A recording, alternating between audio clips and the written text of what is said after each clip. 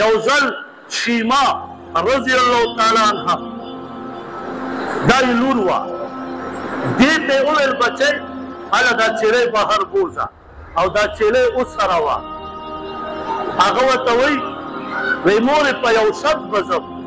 دغه قریشي رور مې څه دی رضایي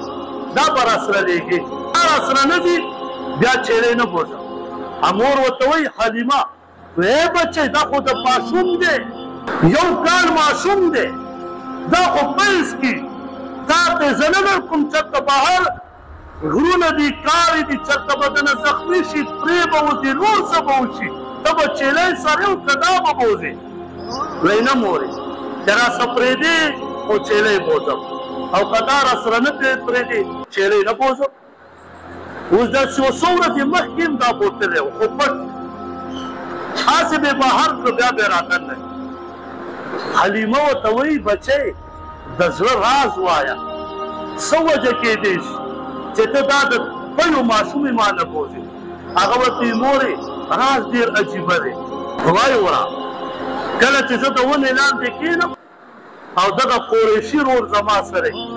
او کومه قافله تېرېږي هغه قافله چې راشي هغې دا ماشوم چې وویني هغه قافله ټوله ودرېږي و ټوله قافله راکوشي او زما د قریشي رور دیدار کوي او ګوري ول هغه خپل سفر هم تېر شي وی ښه بچی نو بیا وی کله چې بیا زما چیلۍ وږې شي وږې وي او وسړېږي نو زر زر ګیا وکړي او چې ما سره قریشي رور نه وي بیا په یو یو چیلۍ پسې منډې وامه او راغونډومه یې خو چې کله محمدي دغه قریشي رور یې ما سره وي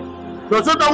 ونې لاندې ناسته یم مسافر هم دیدار کوي چیلۍ هم په منډه منډه خوراک وکړي ځان مړې کړي اواز نه لګو د ونې لاندې زه به مې خپل ورور دیدار کوم قسم په الله چیلۍ هم رامنډه کړي بیا د دې پیغمبر دیدار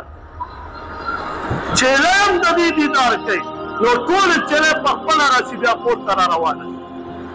داسې پیغمبر الله موږ ته راکړی